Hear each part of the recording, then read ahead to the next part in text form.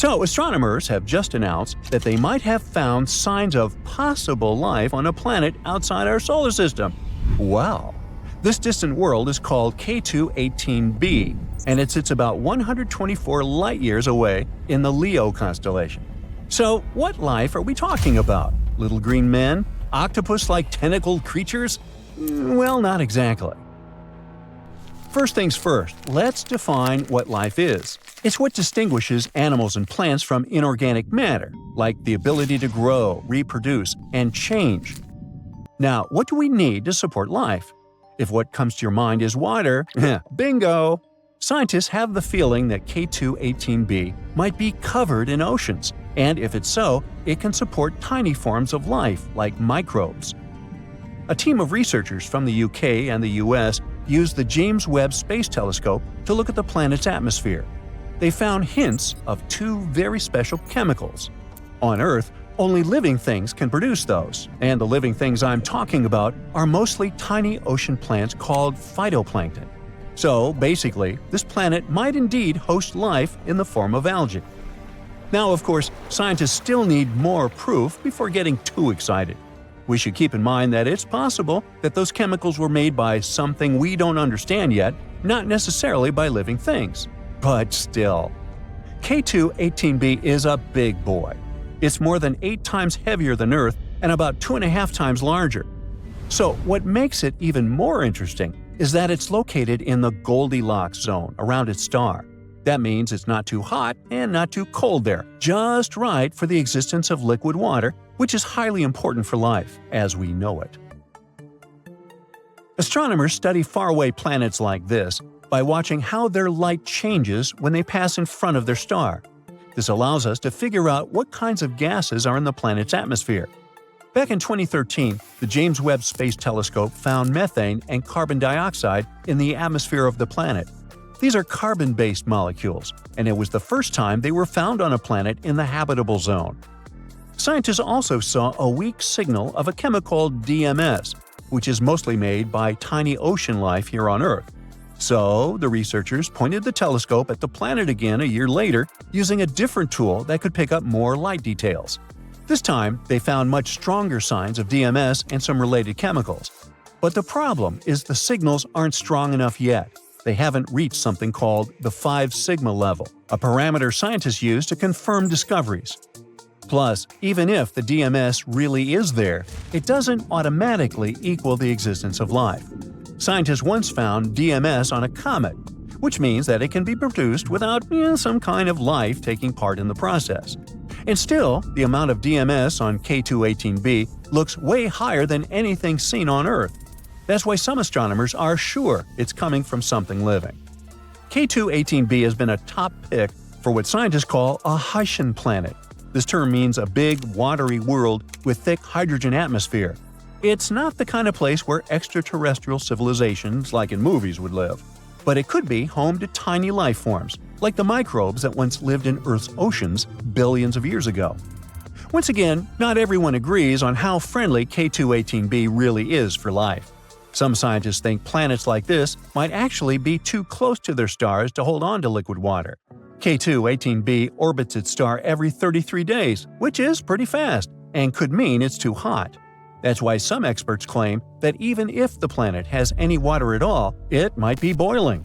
Or maybe it's not water, but oceans of lava.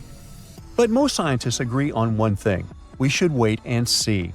With just 16 to 24 more hours of telescope time, astronomers could confirm what they've seen.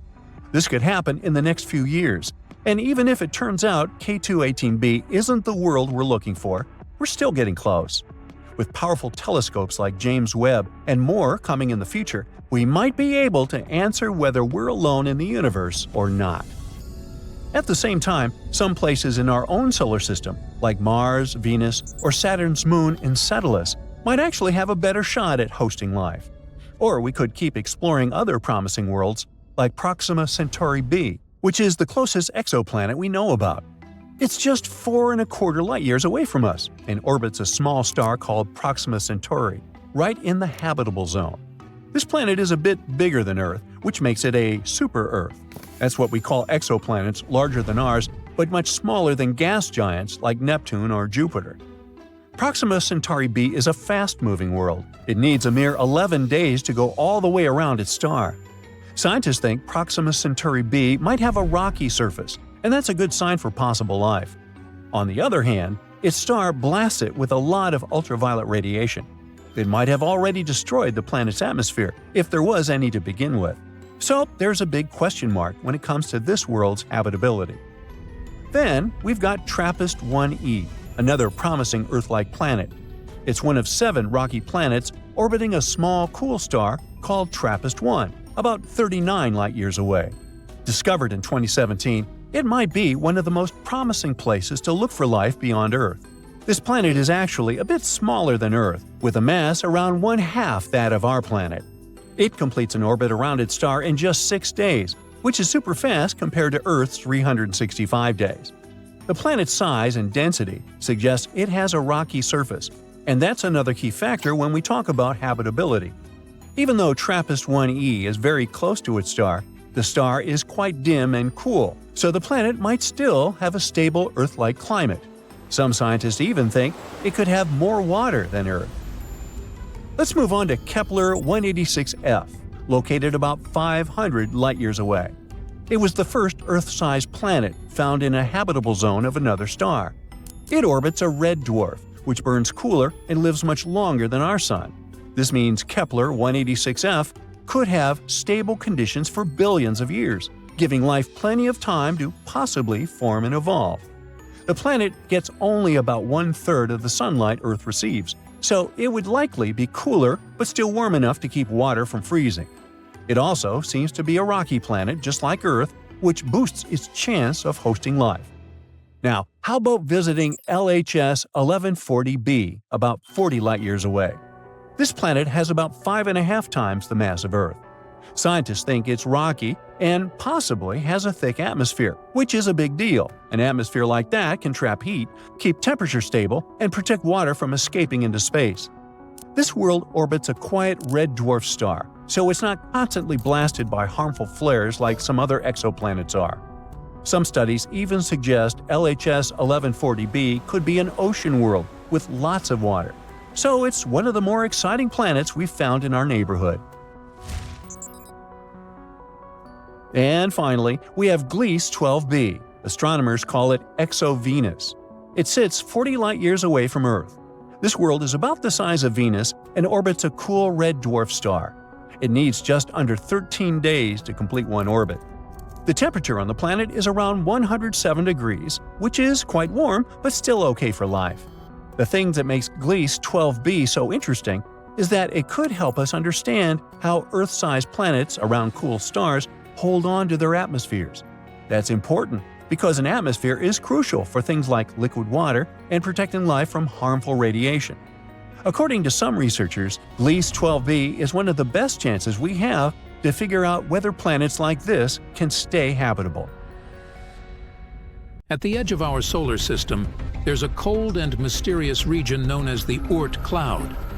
It's a hypothetical vast area of icy space objects surrounding the Sun.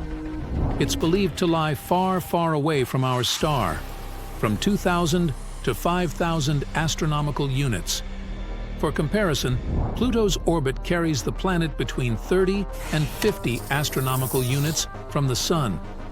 And there, in this freezing emptiness, a rogue planet may be hiding right at the moment. At least, that's what new research has recently suggested. Rogue planets are called this way because they don't orbit around any star. They wander the galaxy alone, totally untethered. Without stars, they don't have days or nights, only eternal darkness. Rogue planets are usually kicked out of their planetary systems, doomed to a solitary existence of circling the center of the galaxy on their own. Of the thousands of planets scientists have detected outside of our solar system, only a dozen or so are starless and cruising on their own. At the same time, there might be billions or even trillions of rogue planets wandering around our galaxy. If these estimations are true, it might mean that the Milky Way contains more free-floating planets than stars. Anyway, In 1907, one astronomer started a search for Planet X. It's a hypothetical giant planet moving around the Sun beyond the orbit of Neptune. The scientist was convinced that this planet existed because he had observed some irregularities in the orbits of Uranus and Neptune. His idea led to the discovery of Pluto in 1930. But the dwarf planet was too small to have any serious gravitational impact on the orbit of Neptune, let alone Uranus. These days, the Planet X theory is largely considered to be discredited, but it hasn't stopped astronomers from searching for planets in the far reaches of our solar system. And shockingly, a new study claims there might be one or even more out there, but much, much further away than predicted. An international team of scientists has recently simulated the unstable celestial mechanisms of the early solar system. They've discovered that there's a possibility that a few planet-sized bodies might have come to rest in the Oort cloud. You see, about 4.5 billion years ago, when the solar system was just forming, it was a hectic and unsettled place. Gravity sent debris from the cooling protoplanetary dust cloud hurtling around like cosmic tennis balls. From time to time, large chunks of this debris, even planet-sized ones, were sent flying far enough to escape the Sun's gravity altogether. Such pieces of debris turned into rogue planets. Researchers have seen such space wanderers in distant exoplanetary systems, but according to them, there's a 0.5% chance that one or more of those wayward planets formed in the solar system and ended up in the Oort cloud after drifting away from the Sun.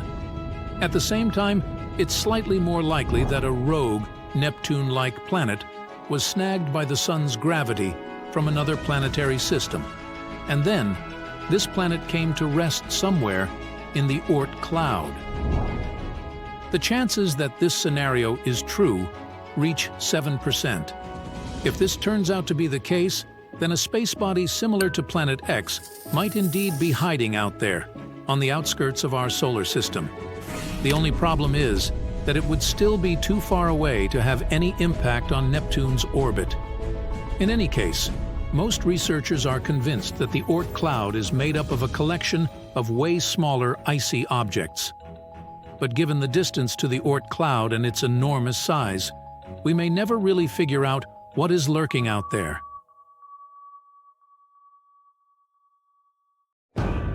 Have you heard about Planet 9? No, not Pluto. We're talking about something lurking on the outskirts of the solar system. A mysterious planet that exists in our solar system that we haven't yet discovered. We've been looking for it for years, but finally, it seems like scientists found a key to solve this mystery. Planet 9 is a hypothetical planet. Astronomers have been on the hunt for it for quite some time now. But it's so elusive that they've only been able to piece together a few details about its potential characteristics. One thing we do know is that Planet 9 has to be a massive world, possibly up to 10 times the mass of Earth. That's one big planet. It's also thought to be a distant wanderer, hanging out somewhere between Neptune and Pluto. Some scientists think that Planet 9 might actually be a mini Neptune, with a thick, gaseous atmosphere and a rocky core. Others speculate that it could be an icy world with a solid, frozen surface and a thick layer of hydrogen and helium gas. Of course, since we haven't actually found Planet 9 yet, we can't say for sure what it's like. We're not even sure that it even exists. Some say it's just a myth, like the Tooth Fairy or the Easter Bunny, but others are convinced that it's out there somewhere. And at the end of the day, we're not entirely sure if Planet 9 is even a planet. It might be a special kind of black hole or made entirely of dark matter.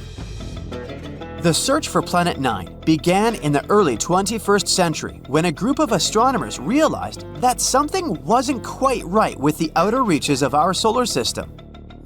they noticed that some distant objects, known as trans-Neptunian objects, were behaving in unexpected ways. Trans-Neptunian objects, or TNOs, are like the cosmic version of those items in the back of your fridge that you forgot about for years. They're small, icy bodies that hang out in the Kuiper Belt, beyond Neptune. So, scientists noticed that these guys started behaving weirdly. At first, they thought it might be a fluke. But as they dug deeper, they began to suspect that there was a ninth planet lurking out there. Why haven't we discovered it yet, you ask? Well, it may be because of Planet 9's weird orbit. All the other 8 planets orbit the Sun in roughly the same plane, which is like a flat disk. However, our hypothetical friend's orbit is different. It might be tilted and move in a different direction compared to the other planets. Its orbit might also be stretched out like an oval, rather than being nearly circular like usual. Because of this, Planet 9 might spend most of its time far from the Sun, like a true introvert. It only comes relatively close to the inner solar system every few thousand years. This would make it super faint and hard to spot, so the only way we may discover it is by studying the gravitational effects it has on our solar system. And this isn't the first time astronomers have gone looking for a new planet. Back in the 19th century, there was a similar hunt for a hypothetical Planet X. But this time, they were armed with much better technology and a much better sense of humor. They began calling their elusive quarry Planet 9, which was much catchier than Planet X. They even came up with a hashtag for the search, Pluto Lives. It was a reference to the fact that Pluto had been kicked from the planet gang, and some astronomers were eager to find a new planet to take its place. But the search for Planet 9 has been no easy task. It's like trying to find a lost sock in the laundry basket the size of a football stadium. It's so far away and so faint that even the most powerful telescopes can't see it. Instead, astronomers have had to rely on indirect evidence, like the strange orbits of TNOs, to try to figure out where it might be. Some scientists have even supposed that it might be a wandering rogue planet, which would explain why it's so hard to find. But they haven't given up hope. Till this day, they're scouring the skies using all sorts of high-tech telescopes and fancy algorithms to try and spot this elusive planet. And fear not, dear curious human, because it looks like after so many years of research, we may have finally found the key to solve this mystery. Astronomer Man Ho Chan from Hong Kong has a theory. He believes that Planet 9 could have a bevy of moons. That's right, not only is it a giant planet hiding out in the depths of space, but it's also a bit of a hoarder. Moons are all the rage in the outer solar system. In fact, almost every planet here has at least one moon, except for Mercury and Venus. Earth has just one, which is kind of sad if you think about it. Even non-planetary bodies like Pluto have at least a couple of moons. A bit unfair, isn't it? Anyway, taking this into account, let's go moon picking with Planet 9.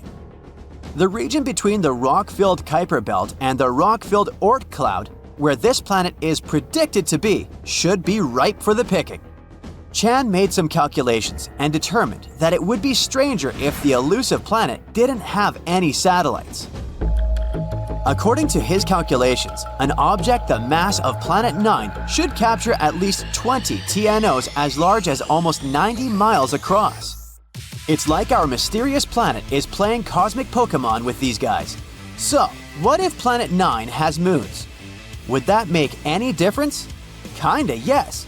They could give us some indirect clues to finally locate this mysterious planet. Now, you might be thinking, how in the cosmos can we possibly spot these teeny tiny moons? It's not like they're going to wave a giant flag or blast some Beyoncé tunes to get our attention. Well, apparently the key lies in something called tidal heating. Tidal heating might sound like a new workout trend, but it's a real scientific phenomenon. It happens when two celestial bodies are close together. You see, tides aren't just about the rise and fall of the ocean, they're also the result of gravity pulling unevenly on a planet or moon. When a planet and a moon are close enough to each other, their gravity pulls on each other, creating a bit of a football shape. And as these celestial bodies move around each other, they shift shape and generate friction inside, which produces heat. Wow, who knew that Planet 9 could have a workout routine? Perhaps we should start calling it Gym Planet instead. Anyway, if Planet 9 has any moons, the gravitational pull from these moons would cause it to change shape constantly, generating heat in the process. And we might be able to detect this mysterious planet through the heat produced by those moons, even though it gives off no other signals. Now, before you get too excited, finding them won't be a walk in the park. They're incredibly small and would be very far away from us. But hey, nothing worth discovering ever came easy, right? Scientists are optimistic that with the right technology, they can spot this telltale sign. It will be easier for us to spot them with fancy instruments like modern telescopes. Talk about cool friends to have, right? Sure, the process of finding it may be difficult and time-consuming, but the potential payoff is huge. Finding this planet could explain a lot of the strange behavior observed in TNOs, the Kuiper Belt, and beyond. As we've already mentioned, they've been acting super weird lately, tilting and aligning in suspicious ways. If this planet doesn't actually exist, we have yet to explain what is the reason for this strange behavior. In any case, the search for Planet 9 is one of the most exciting and intriguing quests in modern astronomy. It's like a cosmic scavenger hunt, and everyone's invited to join in on the fun. So, grab your telescopes and let's go planet hunting. Who knows, maybe we'll find it sooner than we think. How about a mysterious object that used to orbit between Mars and Jupiter? At one point in the early days of the solar system, it was destroyed by some catastrophic event. This space body is called Phaeton, and this planet is totally hypothetical. But some people believe that the debris the planet left behind could have formed the asteroid belt. If you like this kind of content, please give it a non-hypothetical like and subscribe. Your support is very important to us. Thank you. Now, at the start of the 19th century, people hadn't discovered the asteroid belt yet. But in 1801, one astronomer spotted the largest asteroid in our solar system, Ceres. At that time, it was believed that a planet was orbiting between Mars and Jupiter, and Ceres seemed to be a suitable candidate. But the next year, another astronomer discovered one more space object with a similar orbit. It was an asteroid that was later named Pallas. These discoveries made scientists conclude that these two objects could have been fragments of the very planet that had once been dwelling between Mars and Jupiter. The following discovery of two more asteroids, Juno and Vesta, seemed to confirm this idea. Only in the 20th century did the hypothetical planet get its name, Phaeton. It was actually a name taken from Greek mythology, meaning shining one. The hero with this name was the son of the sun deity, Helios, who rode his solar chariot across the sky every day, giving humans the heat and light necessary for survival. One day, Helios allowed Phaeton to drive his chariot. But the sun didn't manage to control the horses. Everything went wrong, and Earth was about to burn down. That's why the main deity, Zeus, had to stop Phaeton with a thunderbolt. The idea of the asteroid belt being the sad result of the planet's destruction was called the disruption theory. And of course, there were several ideas explaining the planet's tragic fate. The most obvious one is that Phaeton was hit by a large space object. It could be another hypothetical body called Nemesis. Some people believe that it's our sun's companion star. According to this theory, the sun has a small companion star that has an extremely elliptical orbit. This orbit periodically brings it close to the Oort cloud, a large sphere of icy objects surrounding the sun. This, in turn, causes a lot of mess. It might be the reason why this hypothetical companion star was also nicknamed the Death Star. It might be a red or brown dwarf. But whatever it is at the furthest point of its orbit, it's believed to be about 1.5 light years away. The search for this star has been in progress for decades, but no one has succeeded in locating this elusive and potentially non-existent space object. Anyway, back to Phaeton. Another theory claims that the planet could have suffered some internal cataclysm which tore it apart. But these days, the disruption theory has fallen out of favor. It was replaced by the accretion theory. According to it, the asteroid belt formed in the process of gradual buildup of particles initially floating in a gaseous environment. With time, they came together to create larger masses. Gravity pulled on these particles, encouraging them to stay together and form planetesimals, tiny planet-like bodies that later form real planets. Planetesimals kept colliding with one another, eventually developing into protoplanets. Such protoplanets grow until they form planetary bodies. As the mass of objects increases, the gravitational forces acting between particles become stronger too, continuing to build gas, dust, and ice within the nebular disk.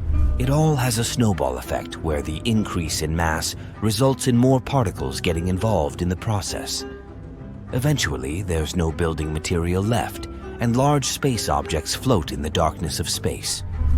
Now, many experts think that the asteroid belt is the remains of the protoplanetary disk which had once been orbiting the Sun before the planets formed. Unfortunately, it never had a chance to coalesce into a planet because Jupiter's gravitational effect prevented it from happening.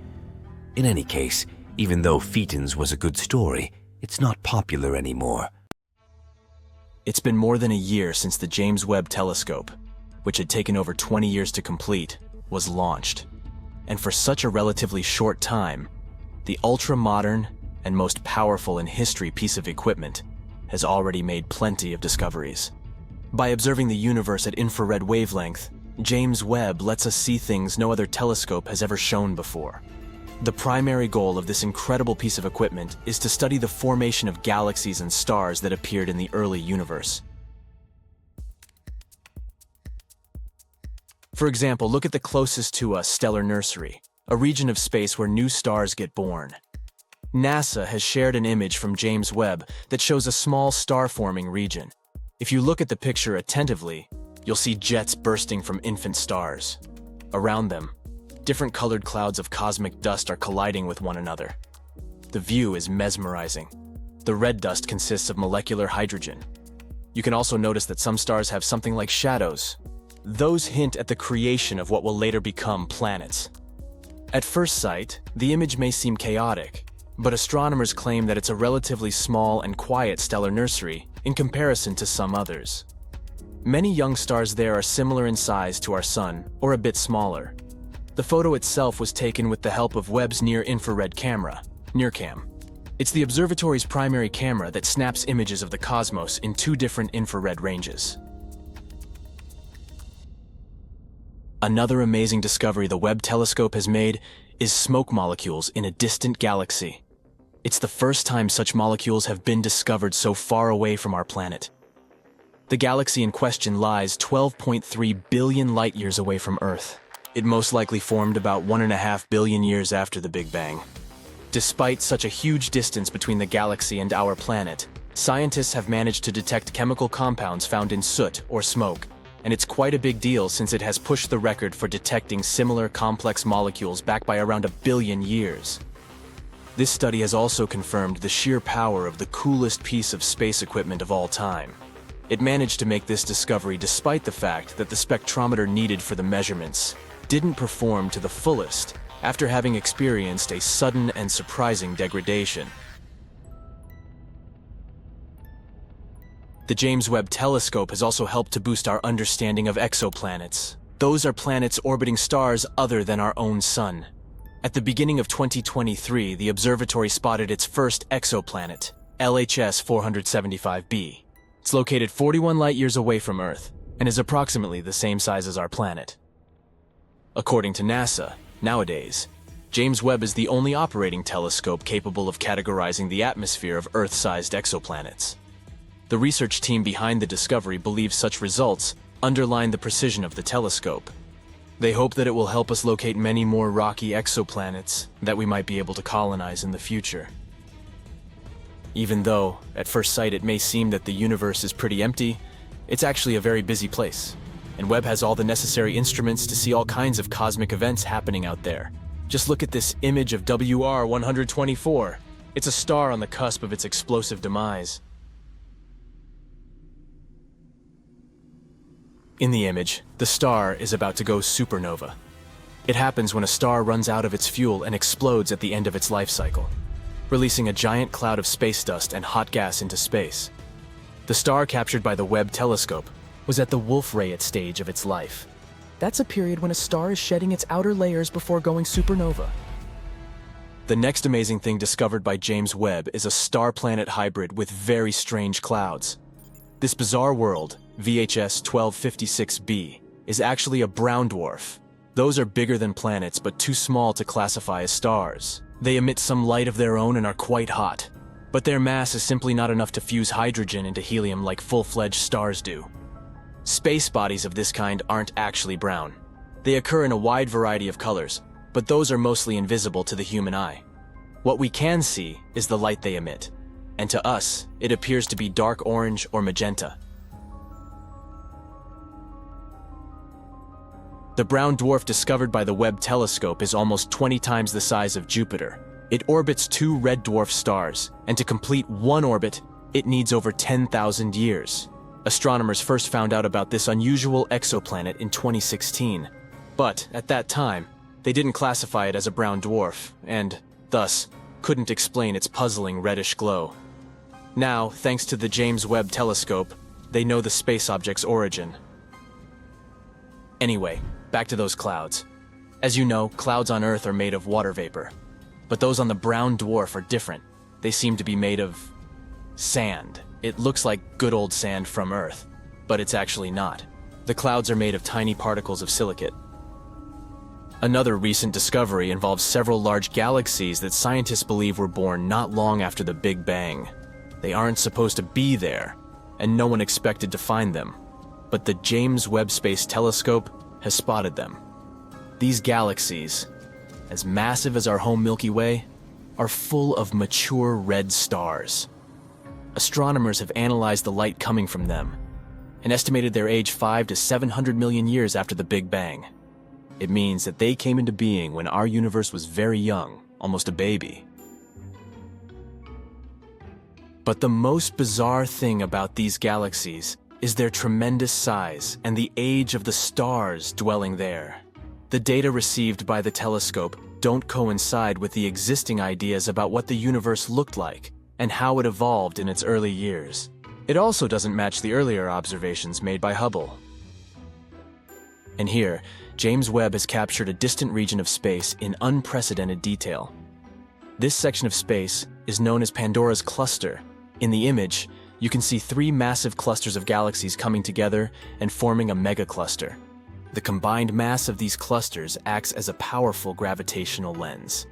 And thanks to this natural magnification effect, scientists can see other galaxies in the region. Astronomers claim that the most recent image of Pandora's cluster is stronger and deeper than they have ever seen. James Webb has also managed to spot thousands of young stars never seen before in the Tarantula Nebula. This space formation got its nickname because of the appearance of dusty filaments spotted in previous images. It's the biggest star-forming region in the local group, which includes the galaxies nearest to the Milky Way. The Webb telescope's images have helped to shed light on the composition of the Tarantula Nebula. The telescope has also detected protostars, infant stars in the process of gaining mass. Astronomers expect that these protostars will eventually form and shape the nebula further. Among other discoveries made by the James Webb Telescope, you can see the birth of 50 distant stars. Some of them power protoplanetary disks, which might later form solar systems light years away from our own. Here's one more image from James Webb. You can see a supermassive black hole that has a mass of 9 billion suns. It's so ginormous and ancient that scientists are struggling to explain its existence. Astronomers have also discovered a distant ring of dust, rock, and gas that contains a chemical called methyl hycean. It's known as a molecular building block of life, and it makes most of the organic material on our planet. James Webb helped researchers see powerful sandstorms on a planet 235 trillion miles away. Astronomers were happy to discover this treasure chest of countless tiny sand particles. Now look at this. Do you recognize this image? Those are the so-called pillars of creation. But this new view shows us just how star-speckled that dusty region actually is. You can compare the new photo with the one taken by Hubble in 2014. This is astonishing proof of scientific progress.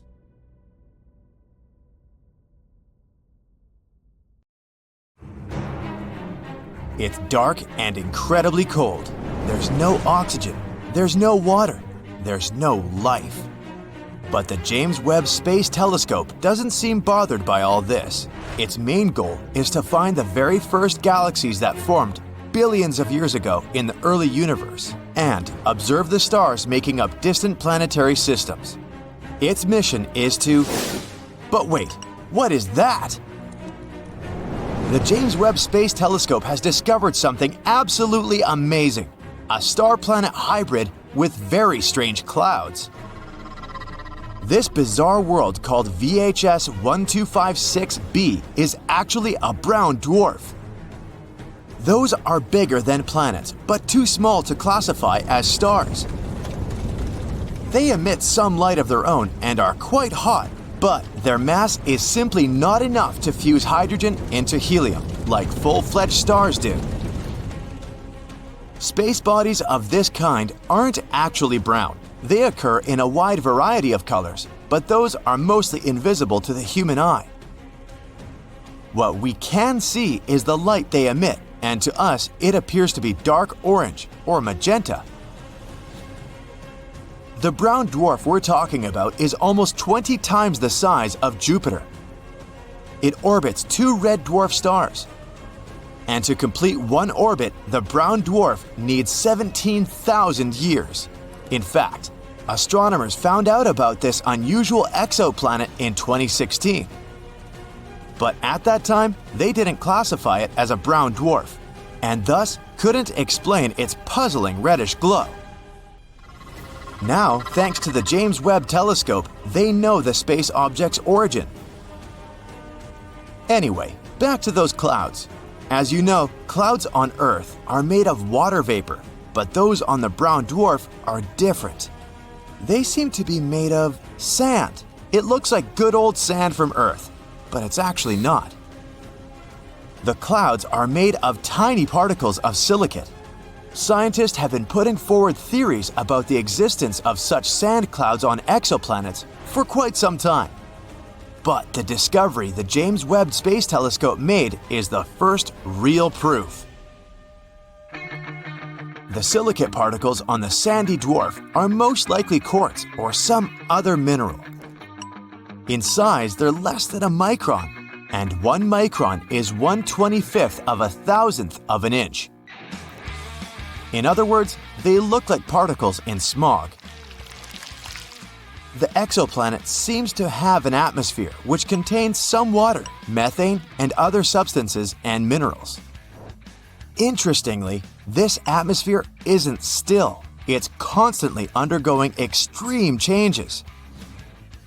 Another cool thing about it, scientists have detected carbon dioxide.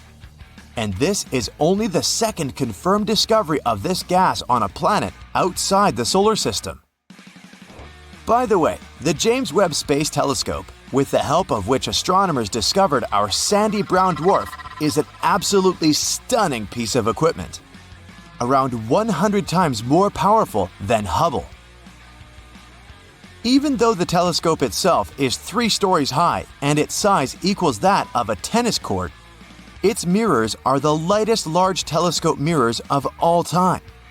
When all the 18 mirrors of the telescope were completed during the manufacturing process, their mass was reduced by 92% in comparison to the initial discs. Each mirror weighed a mere 44 pounds.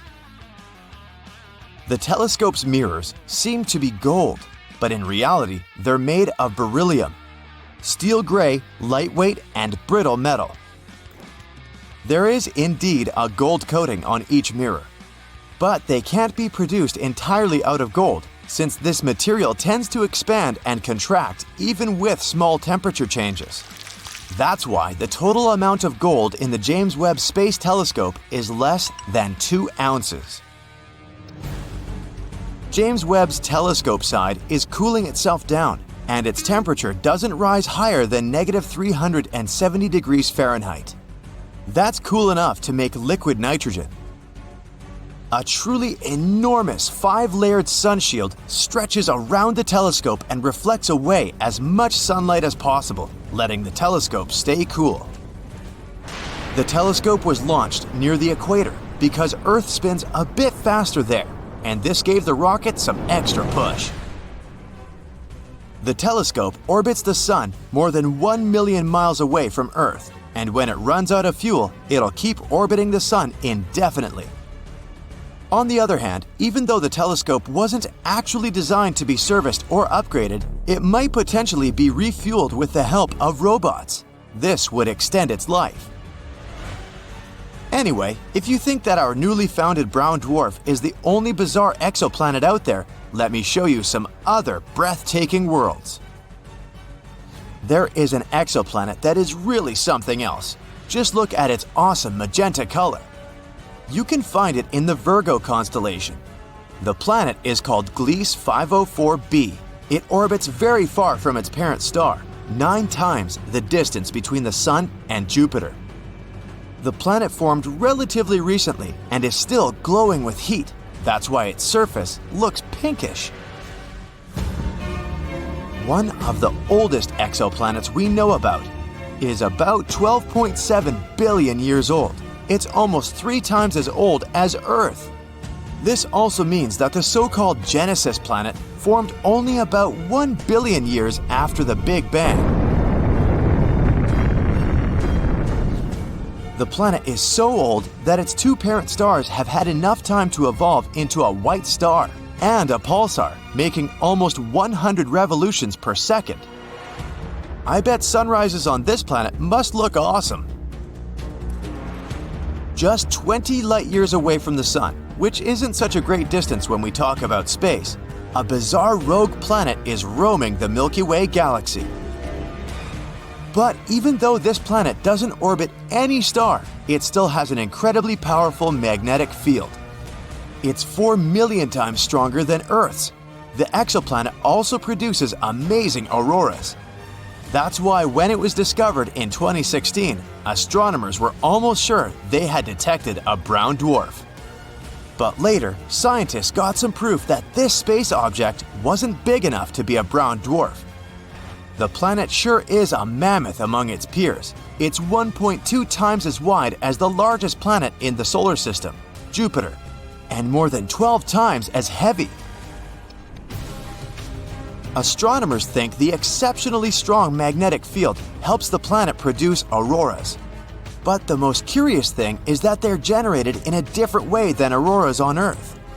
It might be because the exoplanet's moon helps the planet create mesmerizing light shows.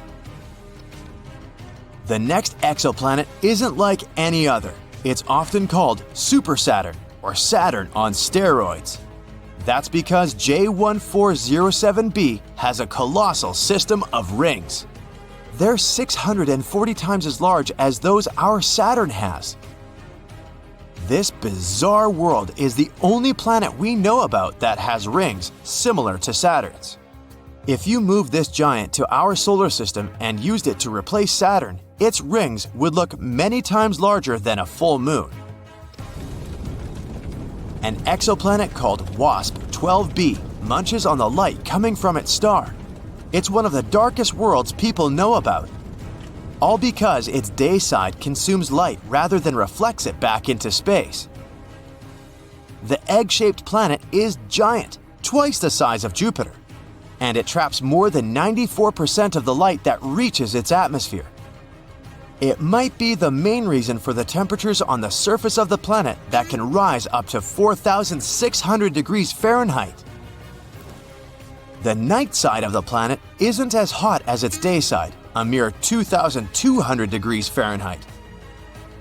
The difference in temperature makes water vapor and clouds gather above the surface of the planet.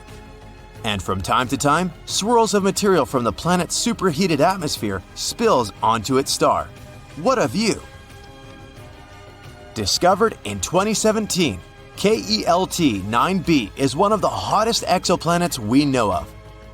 The temperatures there can reach 7,800 degrees Fahrenheit. For comparison, the temperatures at the surface of the Sun reach 10,000 degrees Fahrenheit. The planet is probably so insanely hot because it orbits extremely close to its star, K2-9, which is way hotter and bigger than our Sun.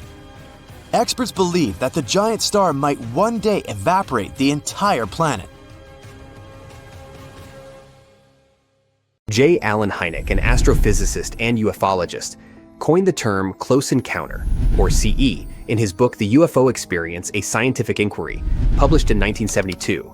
He defined a CE as experiences where a person witnesses an unidentified flying object at a relatively short distance, reducing the likelihood of perceptual errors. Hynek introduced a rigorous classification system widely recognized as the Hynek scale, and it's one of the most significant contributions to ufology. The classification includes 6 categories, but only 3 are considered close encounters. The distinction between distant and close encounters lies in the observer's proximity. Events occurring within 150 meters are classified as close. To better visualize the scale, think of it as a staircase, where each step brings us closer to the unknown. The first 3 steps of the classification involve phenomena observed at distances greater than 150 meters. Nocturnal lights refer to unusual lights observed at night, often red, blue, orange, or white, with unexpected movements or speeds. Daylight disks are objects seen during the day, typically disc-shaped or oval.